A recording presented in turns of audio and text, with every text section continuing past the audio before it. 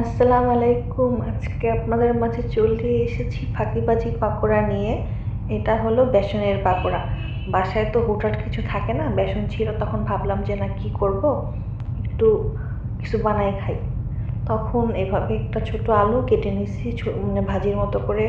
তারপরে একটু পরিমাণে বেশি করে পেঁয়াজ দিতে হবে।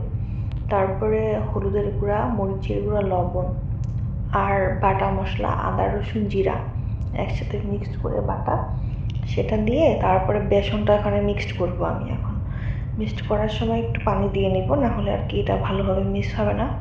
সুন্দর করে এটাকে মিশাইতে হবে আর কি। সুন্দর করে মিশানোর পরে এটাকে আর কি ছোট ছোট পেঁয়াজের মতো করে ভাজতে হবে। অনেক সময় নিয়ে এটাকে ভাজতে হবে, অল্প সময়ের মধ্যে এটা ভাজলে মজা লাগবে না।